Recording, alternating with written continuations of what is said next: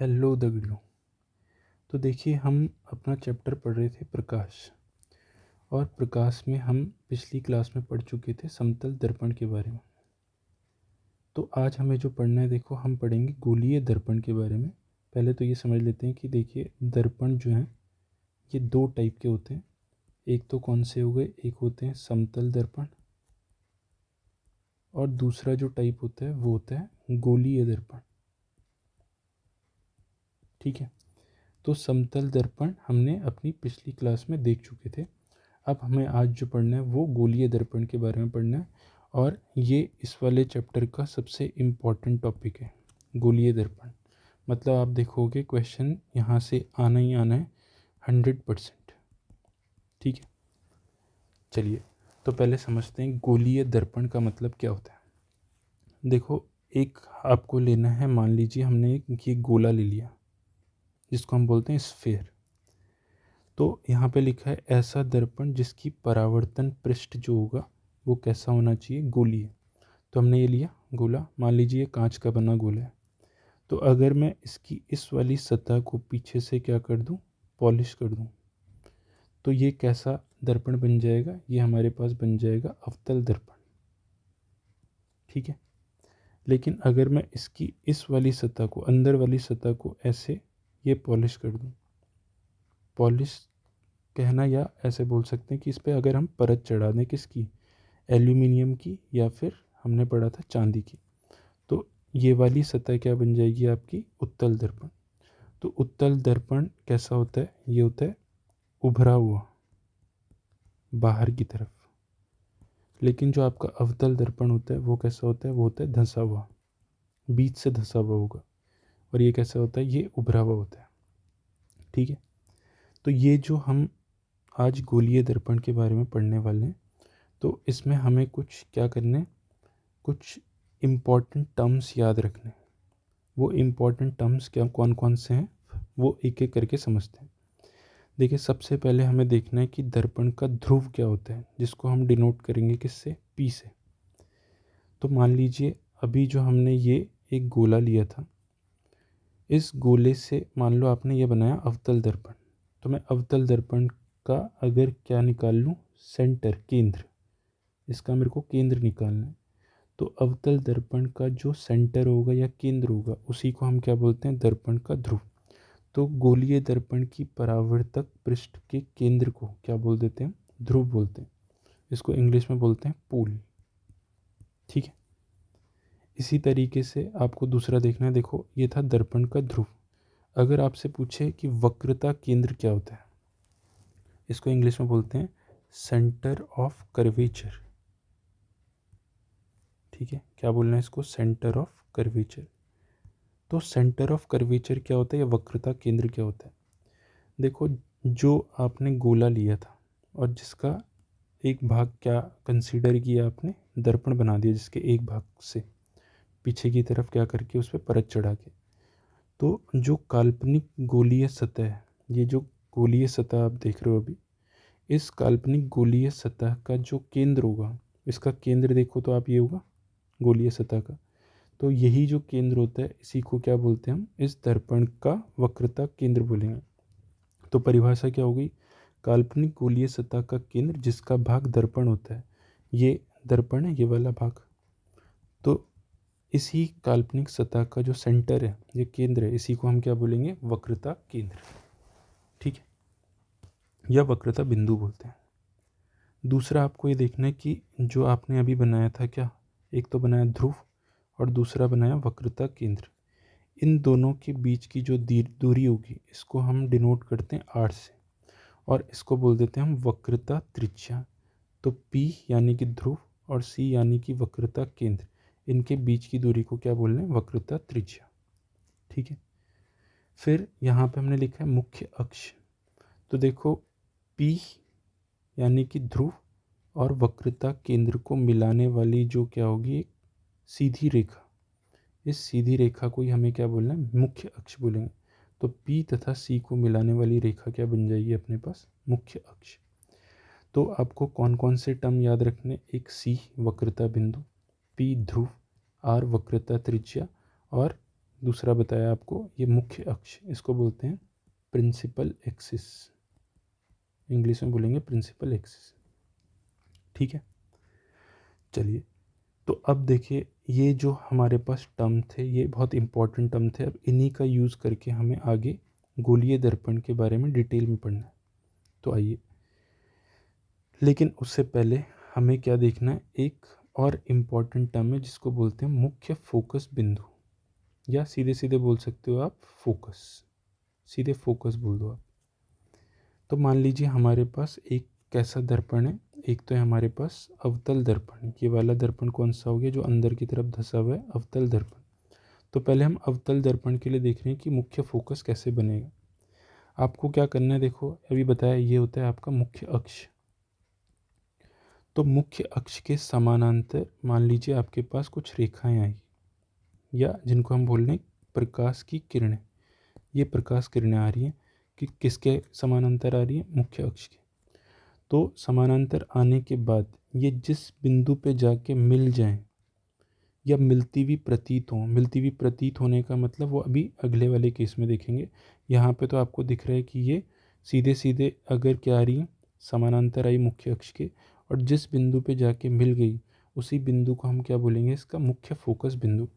ये लिखा है परिभाषा में, मुख्य अक्ष के समानांतर आने वाली रेखाएं जिस बिंदु पर जाकर मिलती हैं या मिलती हुई प्रतीत होती हैं वह बिंदु उस दर्पण का मुख्य फोकस कहलाता है। तो ये तो हमने अवतल दर्पण का केस देखा, तो उसमें जो रेखाएं वो क्या हो जा रही हैं आपकी, एक बिंदु पे आके जा मिल गई, और ये क्या बन गया आपका, ये बन गया आपका मुख्य फोकस। लेकिन अगर आपने लिया कौन सा, उत्तल दर्पण, तो उत्तल दर्पण में अगर आप देखो कि उत्तल दर्पण का जो फोकस बनेगा वो बनेगा इस तरफ। ठीक है, क्योंकि जब इससे आप बनाओगे क्या, एक गोला बनाओगे, तो बताओ इसका सेंटर ऑफ कर्वेचर या वक्रता केंद्र यहाँ बनेगा, और इसका फोकस जो आने वाला है वो इस तरफ आएगा। कैसे आएगा वो समझते हैं। जब आपने क्या किया, ये लाइट रे को पास किया, कैसे, प्रकाश किरणें आई मुख्य अक्ष के समानांतर, लेकिन समानांतर आने के बाद जब ये परावर्तित होंगी तो परावर्तन हो गया इनका इधर। और हमने पिछली क्लास में पढ़ा था, ये परावर्तन के बाद कहीं नहीं मिल पा रही हैं, तो अगर ये मिलेंगी तो इनको पीछे बढ़ाना पड़ेगा। तो जिस बिंदु पे ये मिलती हुई प्रतीत हो जाएंगी उसी बिंदु को हम क्या बोलेंगे, मुख्य फोकस बिंदु। ठीक है, तो आपको समझ में आ रहा होगा कि अवतल दर्पण का मुख्य फोकस किधर आ रहा है, ये बाईं तरफ, जबकि उत्तल दर्पण का जो मुख्य फोकस आ रहा है वो आ रहा है आपका दाईं तरफ। अब ये देखिए, ये हमारे पास दर्पण है, दोनों के दोनों, और दर्पण का काम क्या होता है, परावर्तन करना। तो उत्तल दर्पण में परावर्तन के बाद जो है ये दोनों की दोनों रेखाएं एक दूसरे से मिल नहीं पा रही हैं, वो हमने इनको मिलाया है, पीछे पीछे खींच के मिला दिया। इसका मतलब ये जो फोकस है इसका, उत्तल दर्पण का जो फोकस है, ये आपको ध्यान रखना है, ये आभासी है। ठीक है, क्योंकि वास्तविकता में ये मिल ही नहीं पा रही हैं, इनको पीछे मिलाया है हमने, तो मिलती हुई ये प्रतीत हो रही है, इसलिए इसका फोकस कैसा होता है, आभासी। जबकि अगर आप अवतल दर्पण को देखोगे तो रेखाएं आई और एक पॉइंट पे जाके सीधे मिल गई, इसका मतलब इसका जो फोकस है, किसका, अवतल दर्पण का, अवतल दर्पण का जो फोकस होगा वो कैसा होगा, वो होगा वास्तविक। हमने पढ़ा था पिछली क्लास में कि वास्तविक प्रतिबिंब और आभासी प्रतिबिंब क्या होते हैं। तो ये वास्तविक प्रतिबिंब है, यानी कि ये रियल फोकस है इसका, जबकि ये कैसा है, आभासी को बोला था हमने वर्चुअल, तो ये इसका कैसा फोकस हो गया, वर्चुअल फोकस। ठीक है, तो उम्मीद करता हूँ ये आपको जो बेसिक टर्म थे वो समझ में आ गए होंगे। अब आपको एक और डेफिनेशन याद रखनी है, किसकी, फोकस दूरी। देखो इसका पोल, या जिसको हमने बोला ध्रुव, पोल से लेके मुख्य फोकस तक की जो दूरी होती है उसको हम क्या बोलेंगे, उसको बोलेंगे फोकस दूरी। यहाँ पे भी देखोगे तो मुख्य ये आपका मुख्य फोकस से लेके और ध्रुव तक की जो दूरी है वो क्या बन गई आपकी, फोकस दूरी। बस ये ध्यान रखना है, उत्तल दर्पण में जो फोकस दूरी है वो दाईं तरफ है, लेकिन इसमें देखेंगे तो वो कैसी आ रही है, बाईं तरफ। और जब हम प्रैक्टिकल करते हैं इसको, ये दर्पण का प्रैक्टिकल करते हैं तो हमें ये पता लगता है कि अभी हम पढ़ चुके हैं कि पोल से लेके या ध्रुव से लेके वक्रता केंद्र तक की जो दूरी होती है उसको बोलते हैं वक्रता त्रिज्या। तो एफ और आर के बीच में क्या रिलेशन बनता है कि जो ये आपके पास फोकल लेंथ आ रही है, क्या बोल रहे हैं इसको, फोकल लेंथ या फोकस दूरी, ये हो गई फोकल लेंथ। तो फोकस दूरी जो होती है वो हमेशा वक्रता त्रिज्या का हाफ होती है, 1/2 होगी किसकी, वक्रता त्रिज्या का। ठीक है, तो ये रिलेशन भी आपको याद रखना है, ये इम्पॉर्टेंट रिलेशन है। मतलब जितना भी अभी तक हमने पढ़ा है इसमें हर एक पॉइंट बहुत ज़्यादा इम्पॉर्टेंट है। ये आपके किस में भी काम आएगा जब आप क्या करोगे, न्यूमेरिकल सॉल्व करोगे। ठीक है, चलिए अब बढ़ते हैं हम आगे। अब देखिए हमें क्या करना है, हमें ये सीखना है कि अगर मान लीजिए हमें प्रतिबिंब का निर्माण करना है, प्रतिबिंब बनाना है, तो प्रतिबिंब बनाने के कुछ नियम हैं। तो पहले हम कौन से वाले नियम पढ़ रहे हैं, पहले हम पढ़ेंगे ये अवतल दर्पण के लिए। ठीक है, तो देखिए पहला नियम क्या बोल रहे हैं हमें, पहला नियम ये बोल रहा है कि मुख्य अक्ष के समानांतर आने वाली प्रकाश किरण परावर्तन के पश्चात फोकस बिंदु F से गुजर जाती है। तो हमें कौन सा दर्पण लेना है, अवतल दर्पण। तो अवतल दर्पण ये ले लिया हमने। ठीक है, ये ले बना दिया हमने मुख्य अक्ष। तो ये था पोल, इधर आया था फोकस और इधर आ गया आपका वक्रता त्रिज्या, वक्रता केंद्र। तो क्या बोल रहे हैं, मुख्य अक्ष के समानांतर आने वाली जो भी रेखा होगी वो हमेशा किससे पास होगी, वो पास होगी फोकस से। तो ये हमने क्या करवा दिया, इसको फोकस से पास करवाया। ठीक है, ये हमेशा फोकस बिंदु से गुजरेगी, ये आपका पहला नियम है। ये आपको डायग्राम, रे डायग्राम बनाना आना चाहिए, ये बहुत ही ज़्यादा इम्पॉर्टेंट है रे डायग्राम। ठीक है, अब दूसरा रूल समझते हैं। दूसरा रूल देखिए, ये इसका जस्ट उल्टा रूल है। क्या बोल रहे हैं कि फोकस बिंदु से गुजरने वाली प्रकाश किरण परावर्तन के पश्चात मुख्य अक्ष के समानांतर चली जाती है। मतलब मान लीजिए आपके पास ये है कौन सा, आपका अवतल दर्पण। तो ये जो अवतल दर्पण आपने बनाया, इसका पोल, फोकस और ये हो गया सेंटर ऑफ कर्वेचर।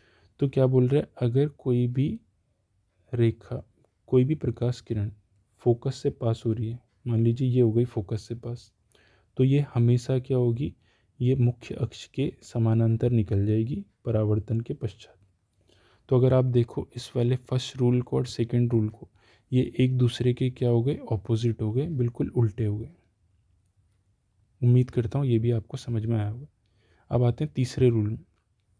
तीसरा रूल क्या बोल रहा है कि अगर कोई भी आपके पास प्रकाश की किरण किससे, ये हो गया इसका फोकस, ये हो गया इसका सेंटर ऑफ कर्वेचर, अगर कोई भी प्रकाश की किरण इस सेंटर ऑफ कर्वेचर या वक्रता त्रिज्या से पास हो जाए, मिरर थोड़ा हम बड़ा बना देते हैं ऐसे, तो ये क्या होती है, ये परावर्तन के पश्चात वक्रता केंद्र से ही गुजर जाती है। मतलब यहाँ से टकराई और यहीं वापस आ गई। तो ये आपका कौन सा नियम हो गया, तीसरा नियम। ठीक है, तो अभी हमने दो नियम ऊपर पढ़ चुके थे कि अगर कोई भी रेखा आपकी या कोई भी प्रकाश किरण प्रिंसिपल एक्सिस के पैरेलल आई, मुख्य अक्ष के समानांतर आई, तो वो किससे पास होगी, फोकस से। अगर कोई फोकस से पास होती है तो मुख्य अक्ष के समानांतर चली जाएगी। और कोई रेखा अगर वक्रता केंद्र से पास होती है, गुजरती है, तो वो उसी रास्ते पे वापस चली जाएगी। और आखिरी रूल ये कि अगर मान लो आपके पास ये कोई मिरर है, वही अवतल दर्पण की बात कर रहे हैं, मान लो यहाँ टकरा गई ये प्रकाश किरण, तो जो हमने रूल पढ़ा था कि पहले बनाओगे आप नॉर्मल, तो इस पर नॉर्मल यानी कि अभिलंब, ये बना दिया हमने इस पर अभिलंब। किस पे, जिसको हमने बोला था पॉइंट ऑफ इंसिडेंस, जहाँ पे आपतन बिंदु होता है। तो ये एंगल आई, तो इतने एंगल पे ये चली गई परावर्तन के पश्चात। तो बताइए आई और आर दोनों आपस में इक्वल होते थे, बस ये दोनों आपके क्या हो गए, ये इक्वल हो गए। तो ये हमारे पास 4 नियम हैं। इन चारों नियमों को आपको बनाना आना चाहिए। रे डायग्राम कैसे बनेगा वो बहुत ज़्यादा इम्पॉर्टेंट है। और इन्हीं का यूज़ करके अब हमें क्या करना है, प्रतिबिंब का निर्माण करेंगे, प्रतिबिंब बनाएंगे किसके लिए? अवतल दर्पण के लिए। तो अलग अलग स्थितियों में हमें बनाना है, ठीक है। तो चलिए अब ये देखते हैं कि हमें क्या करना है, प्रतिबिंब निर्माण करना है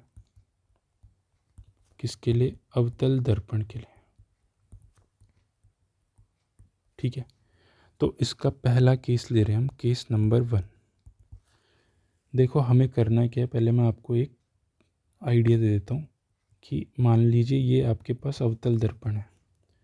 तो अवतल दर्पण के पहले तो बनाओगे आप पोल, ये बन गया आपका फोकस, और ये बन गया आपका सेंटर ऑफ कर्वेचर या वक्रता बिंदु, और ये हो गया आपका ध्रुव। तो हम क्या करेंगे ना, सबसे पहले देखो केस 1 में हमें एक किसको, वस्तु को रखना है यहाँ पे पोल और फोकस के बीच में। पोल और फोकस के बीच का मतलब क्या हो गया? ध्रुव और फोकस के बीच में। फिर हम क्या करेंगे, इस वस्तु को हटा के यहाँ पे रखेंगे फोकस पे। फिर देखेंगे इसकी जो इमेज है, इसका प्रतिबिंब, वो कहाँ पे बनेगा। फिर इसको हटा के यहाँ कहीं रखेंगे वक्रता केंद्र और फोकस के बीच में। फिर यहाँ से इसको हटा देंगे, फिर रखेंगे इसको वक्रता केंद्र पे। फिर इसकी का प्रतिबिंब कहाँ बनेगा वो देखना है। फिर हम इसको वक्रता केंद्र के पीछे रखेंगे, फिर देखेंगे इसका प्रतिबिंब कहाँ पे बनेगा। और आखिरी केस में हम क्या करेंगे, इस वस्तु को रखेंगे सीधे इन्फिनिटी पे, अनंत दूरी पे, ठीक है। फिर देखेंगे इसका प्रतिबिंब कहाँ पे बनेगा। तो पहले केस नंबर 1 से स्टार्ट करते हैं। देखो केस नंबर 1 जो है, हमें क्या करना है, वस्तु को P व F के बीच में रखा है, ठीक है। तो मान लीजिए हमने वस्तु को ये रख दिया, कहीं पे भी रख दो P और F के बीच में। हमें वही रूल अप्लाई करने जो अभी हमने पढ़े, 4 नियम, उनमें से कोई भी 2 नियम अप्लाई करने। तो हमने पढ़ा था, देखो अगर हमें प्रतिबिंब बनाना है तो कितनी रेखाओं की ज़रूरत पड़ती है? 2 रेखाओं की। तो हम इसका जो भी वस्तु है उसका टॉप पॉइंट ले लेते हैं। तो टॉप पॉइंट से मान लीजिए कोई प्रकाश किरण क्या गई, समानांतर गई मुख्य अक्ष के, तो वो किससे पास होगी? हमने रूल पढ़ा है, तो वो पास होती है फोकस से। तो ये हमने फोकस से पास कर दिया इसको। और दूसरा रूल ये बोलता है, अगर कोई भी लाइट रे सेंटर ऑफ कर्वेचर या वक्रता केंद्र से पास होती है तो जहाँ से वो पास हुई है वहीं से वो वापस हो जाएगी, ठीक है। और हमने प्रतिबिंब बनाने का नियम देखा था। देखो ये दोनों रेखाएं परावर्तन के बाद क्या मिल पाएंगी? नहीं मिल पाएंगी। तो हम क्या करेंगे, इन दोनों को पीछे ऐसे बढ़ा देंगे, इसको भी बढ़ा दिया, इसको भी बढ़ा दिया। अब पीछे बढ़ाने पे जहाँ पे ये दोनों की दोनों रेखाएं मिल गई, ये मिली हैं आपकी दोनों रेखाएं, तो इसका मतलब यहाँ पे क्या बन गया इसका, ये बना है इसका प्रतिबिंब, ठीक है। तो हमें क्या देखना होता है कि जो ये प्रतिबिंब बना है इसकी प्रकृति क्या होगी, प्रतिबिंब की प्रकृति, प्रतिबिंब की प्रकृति क्या होगी, ठीक है। तो देखो आप ये बताओ पहली बात तो ये था, आपके पास वस्तु ये रखी थी और आपका प्रतिबिंब बन रहा है इस तरफ, जबकि बनना चाहिए था कहाँ, क्योंकि ये तो क्या है आपके पास, मिरर है, दर्पण है। दर्पण से टकरा के जो आपके पास प्रकाश किरण है वो वास्तविक इमेज बनाती है, वास्तविक प्रतिबिंब बनाती इधर। लेकिन हमें इन रेखाओं को आगे बढ़ाना पड़ा। इसका मतलब ये प्रतिबिंब, पहली बात तो कैसा है, यह है आभासी प्रतिबिंब। क्यों? क्योंकि वास्तविकता में इन जो रेखाओं को मिलना कहाँ चाहिए था, वो मिलना चाहिए था पीछे, जबकि मिल कहाँ रही हूँ, इधर आगे मिल रही, ठीक है। मतलब हमें मिलाना पड़ रहा है, इसलिए हम क्या बोल रहे हैं, ये कैसी बनी आपके पास, आभासी। दूसरी चीज़ आपको देखना है कि जो प्रतिबिंब है वो आपका कैसा बन रहा है, इससे बड़े साइज़ का बन रहा है। ये वस्तु इतनी है, वस्तु का साइज़ इतना है, लेकिन प्रतिबिंब बड़ा बन रहा है, तो ये क्या हो गई, बड़े आकार की या बड़े आकार का प्रतिबिंब, ठीक है। या आप इसे भूल सकते हो कैसी, आवर्धित, ये बन रही है आपके पास आवर्धित प्रतिबिंब, ठीक है, बड़े आकार का। और तीसरा आपको देखना है, ये बताओ ये प्रतिबिंब कैसा बन रहा है, सीधा या उल्टा। सीधा, तो सीधा प्रतिबिंब, आभासी प्रतिबिंब, बड़े आकार का, और कहाँ बन रहा है, दर्पण के पीछे। तो ये हो गई इस वाले केस में इसकी प्रकृति। अब देखते हैं केस नंबर 2। अब हमें इस वस्तु को कहाँ पे रखना है, फोकस पे। तो केस नंबर 2 को ये समझते हैं। मान लीजिए ये वही अपने पास अवतल दर्पण, फिर ये बना दिया मुख्य अक्ष, ये आपका पोल यानी कि ध्रुव, ये फोकस, और ये क्या हो गया आपका वक्रता केंद्र। अब आपको यहाँ पे रखना है किसको, वस्तु को। तो एक रेखा जो समानांतर गई वो किससे गुजर जाएगी, फोकस से। ठीक है, ये गुजर गई आपकी फोकस से। दूसरा, अगर कोई रेखा कैसे इसी, क्योंकि हमें टॉप पॉइंट को देखना है, अगर कोई रेखा ये वक्रता केंद्र से पास होती है तो वो उसी रास्ते पे वापस आ जाएगी। तो अगर आप देखोगे ना, ये दोनों रेखाएं ये कैसी हैं, समांतर रेखाएं। और समांतर रेखाएं अगर मिलेंगी तो कहाँ पे जाके मिलेंगी, ये मिलेंगी अनंत पे, यानी कि इन्फिनिटी पे। तो अगर आपसे इसकी प्रकृति पूछे, प्रतिबिंब की प्रकृति क्या होगी, देखो रेखाएं अभी इधर ही मिल सकती हैं और कहाँ पे जाके मिलेंगी, अनंत पे जाके मिलेंगी। तो जो दर्पण का अपना वास्तविक फंक्शन है वो इसने किया है, क्योंकि रेखाएं पीछे नहीं बढ़ानी पड़ रही हैं अपने को, वहीं जाके मिल रही हैं। इसका मतलब अभी जो प्रतिबिंब बनेगा वो कैसा बनेगा, वो बन जाएगा वास्तविक। दूसरा, अगर आप इसको अनंत तक लेके जाओगे तो यहाँ से अगर आप इस वस्तु का प्रतिबिंब बनाने की कोशिश करोगे तो ये बनेगा अत्यधिक बड़े आकार का, अत्यधिक बड़े आकार का प्रतिबिंब। ठीक है, ये समझ में आया होगा आपको। तीसरी चीज़, क्या अभी सीधा बनेगा प्रतिबिंब, बिल्कुल नहीं, क्योंकि आपका जो प्रतिबिंब बनेगा वो नीचे की तरफ बनेगा। इसका मतलब कैसा प्रतिबिंब बनेगा, उल्टा। यहाँ पे सीधा प्रतिबिंब बन रहा है, यहाँ पे उल्टा प्रतिबिंब बनेगा। ठीक है, और कहाँ पे बन रहे, ये बनेगा अनंत पे, यानी कि इन्फिनिटी पे बन जाएगा। तो ये हो गया हमारे पास केस नंबर 2। अब समझते हैं केस नंबर 3। तो देखो केस थर्ड में हमें देखना है। अब बताओ, आप ही बताओगे कि जो हम वस्तु है, वस्तु को कहाँ पे रखेंगे। तो हमने देखा वस्तु को धीरे धीरे करके कहाँ लेके जाना है, ध्रुव पे, ध्रुव और फोकस के बीच पे था। फिर हमने रखा था कहाँ पे, फोकस पे। अब रखेंगे हम ध्रुव, ये फोकस और किसके बीच में, वक्रता केंद्र के बीच में। अगर मान लो एक रेखा कैसे गई, ये समांतर, तो किससे पास हो जाएगी, फोकस से। तो इसको फोकस से पास करवा दिया। और एक रेखा मैं यहाँ से इसका साइज़ बढ़ा रहा हूँ दर्पण का। अगर मान लीजिए कोई रेखा ये पास हो रही है किससे, वक्रता केंद्र से, तो इसी रास्ते पे ये वापस आ जाएगी। और वापस आके देखो क्या यहाँ पे मिल गई, तो जहाँ पे ये मिल जाएंगी वहीं पे आपके पास क्या बन गया, प्रतिबिंब। तो ये बन रहा है अभी इसका प्रतिबिंब। तो अगर इसकी प्रकृति देखी जाए तो प्रकृति क्या लिखोगे आप, देखो वास्तविक बन रहा है, इसी तरफ बन गया। दूसरा, इससे बड़ा साइज का बन रहा है, तो क्या लिखोगे, बड़े आकार का। ठीक है। तीसरा, उल्टा प्रतिबिंब बन रहा है, और कहाँ पे बन रहा है, तो लिखो कि ये सी से परे बना। ठीक है, तो उम्मीद करता हूँ ये समझ में आया होगा। फिर इसका केस नंबर 4 देखते हैं। देखो केस 4 में अगर मैं देखूं कि ये बनाया वापस से वही अवतल दर्पण, ये पोल, ये फोकस, ये centre of curvature, Dhruv, focus और आपका वक्रता केंद्र। अब रखना है अपने को कहाँ पे, इसको वक्रता केंद्र पे। तो कोई रेखा समानांतर गई तो वो किससे पास होगी, फोकस से। तो इसको फोकस से पास कर दो, ये फोकस से पास हो गई। अब मैं दूसरा रूल देखो, क्योंकि इसी के ऊपर रखा है तो यहाँ पे ये वाला रूल नहीं लगा सकते। अब मैं ये वाला रूल लगा रहा हूँ कि अगर कोई रेखा फोकस से पास हो जाए तो हमने पढ़ा था वो किसके समानांतर हो जाती है, वो हो जाती है मुख्य अक्ष के समानांतर। तो ये हो गई मुख्य अक्ष के समानांतर। तो आप देखोगे तो इसकी जो प्रतिबिंब है वो इसके ठीक नीचे बन गया, और आकार भी देखोगे दोनों का तो समान आकार की बन रही है। इसका मतलब इसकी प्रकृति क्या हो गई, इसकी प्रकृति भी होगी वास्तविक क्योंकि उसी तरफ बन रहा है। अभी बन रहे समान आकार,